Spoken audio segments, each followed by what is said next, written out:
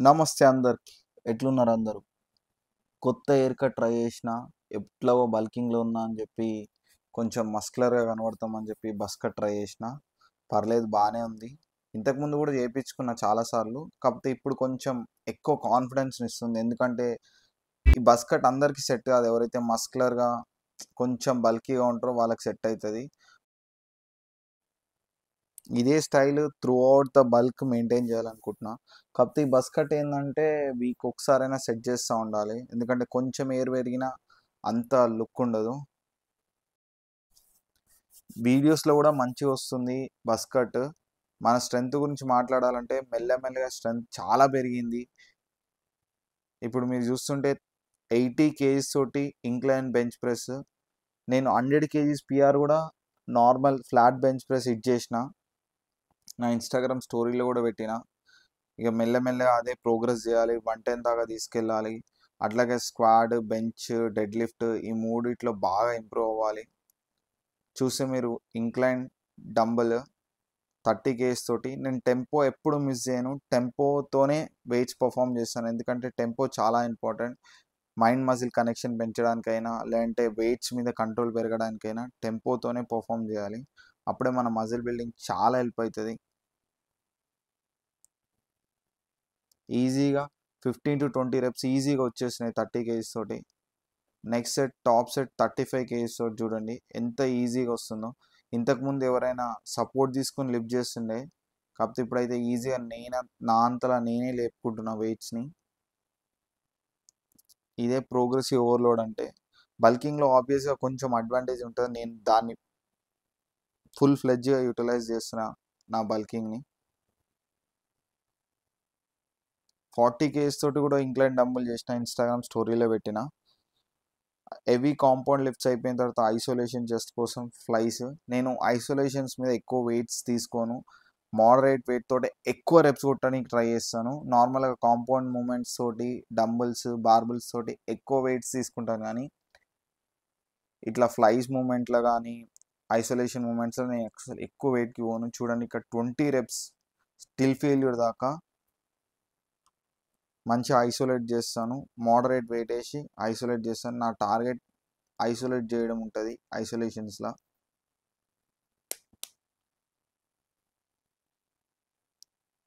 తర్వాత tricep press down complete push workout. అంతా shoot చేయలేదు కానీ కొన్ని మూమెంట్స్ మాత్రం షూట్ చేసిన. ఈ వీడియో ఎందుకంటే నేను స్ట్రెంత్ ఎట్లా ఇంప్రూవ్ అవుతుంది మెల్లమెల్ల బల్కింగ్లా, రెప్యుటేషన్స్ ఎట్లా ప్రాక్టీస్ చేయాలి. స్ట్రెంత్ మీరు కంప్లీట్గా ఫోకస్ చేయాలంటే రెప్స్ మీద కూడా ఫోకస్ చేయాలి. ఎందుకంటే ఉట్టి ఉట్టి పిఆర్లు కొట్టుకుంటా ఉట్టి హెవీ డంబల్స్ లేపుకుంటా కూర్చుంటే అవ్వదు. రెప్యుటేషన్ వర్క్స్ ఉంటాయి, యాక్సరీ మూమెంట్స్ ఉంటాయి. తర్వాత పోజింగ్ అనమాట. చూడండి మన మజిల్ కూడా బాగా పెరిగింది. డెఫినేషన్ పోలేదు.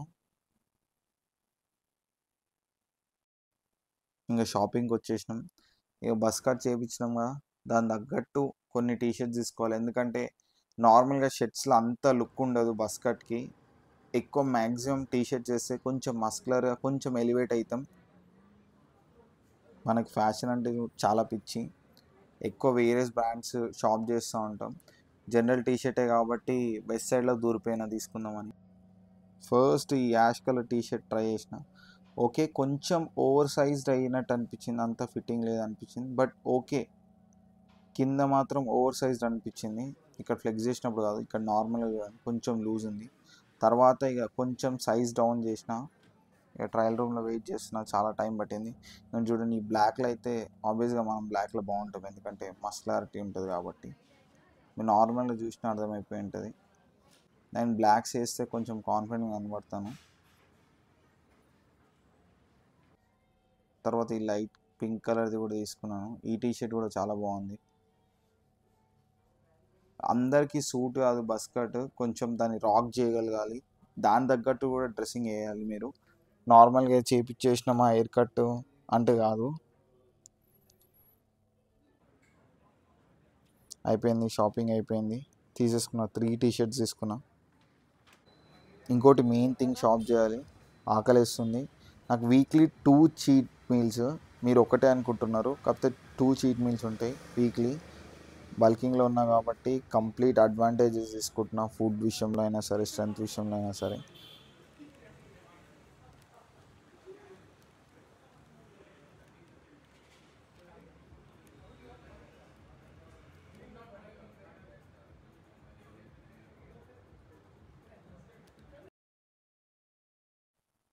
ఇక main item, star item shop చేయడానికి వెళ్ళిపోయినా నేను. అదే వాచ్. ఎప్పటి నుంచో కేసియో వింటేజ్ సిరీస్ ఒక్కటైనా తీసుకుందాం అనుకుంటున్నాను. నార్మల్ వాచెస్ ఉన్నాయి కానీ ఈ కేసియో వింటేజ్ వాచెస్ లేదు. ఇప్పుడు నా చేతికున్నది కూడా జీ షాక్. కేసియో వింటేజ్ కోసం వెయిటింగ్. ఇక్కడికి ఆల్మోస్ట్ 3-4 టైమ్స్ వచ్చిన, బట్ నేనైతే ఏదైతే చూస్తున్నానో ఆ పీస్ దొరకట్లేదు. సో నేను నా నంబర్ ఇచ్చి వెళ్ళిపోయినా, అది వచ్చినప్పుడు ఫోన్ చేయండి అని చెప్పి. కరెక్ట్ టైంలో ఫోన్ చేసిండు, నేను వెంటనే వచ్చి తీసుకుంటున్నా. అన్నీ ఫిక్స్ అయిపోయినాయి, ఇదే వాచ్ తీసుకుందామని చెప్పి, ఇవే టీషర్ట్ తీసుకుందామని చెప్పి, అందుకనే వచ్చిన.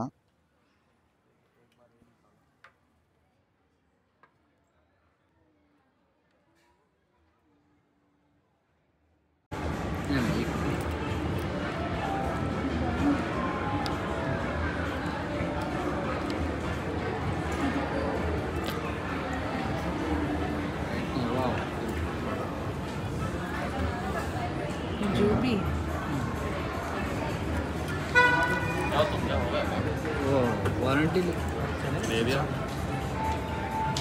कहाँ रखा तो ఇక్కడ 2 ఆప్షన్స్ ఉంది ఇదే వింటేజ్ వాచ్లోనే. ఇది కొంచెం నాకు ఎక్కువ నచ్చింది. అది కంప్లీట్ సిల్వర్, కంప్లీట్ చూడండి, కంప్లీట్ ఉంది. అంతా నాకు నచ్చలేదు.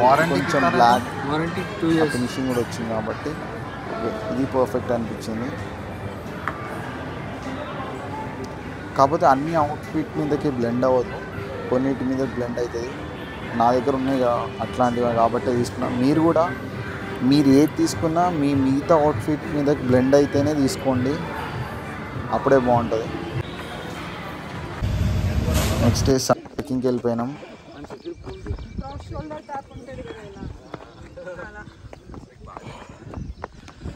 చాలా హైట్ ఉంది కొండ.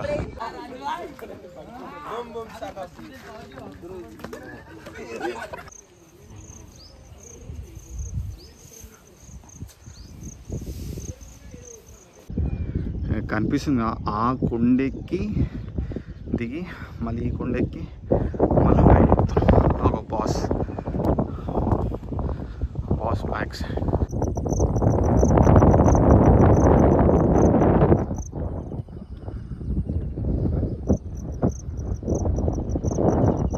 తిల్లి అర్షిని మోడల్.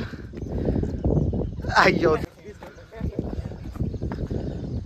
యాక్టివ్ రెస్ట్ డే అంటే ఇట్లా ఉండాలి.